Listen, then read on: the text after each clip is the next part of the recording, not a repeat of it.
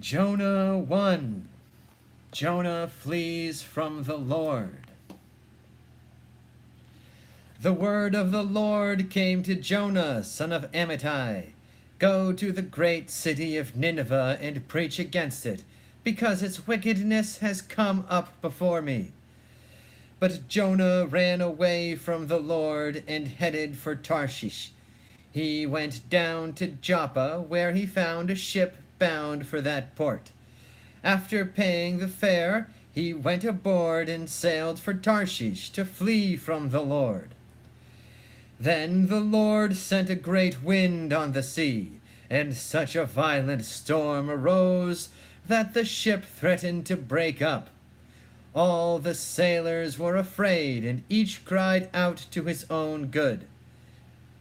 And they threw the cargo into the sea to lighten the ship. But Jonah had gone below deck, where he lay down and fell into a deep sleep.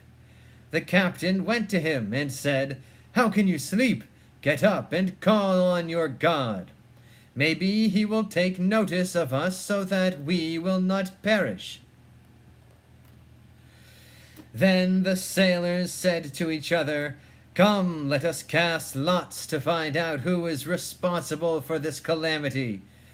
They cast lots, and the lot fell on Jonah.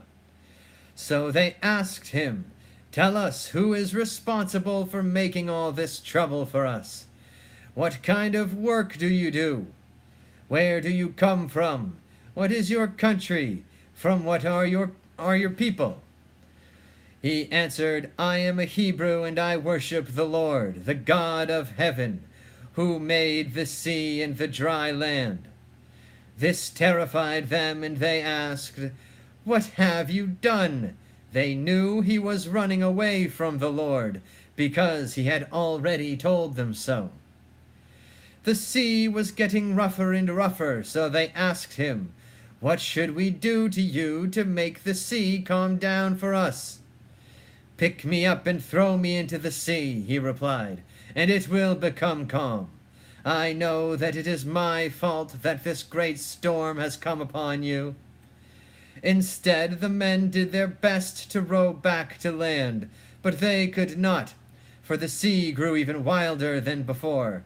Then they cried out to the Lord, "Please, Lord, do not let us die for taking this man's life. Do not hold us accountable for killing an innocent man, for you, Lord, have done as you pleased."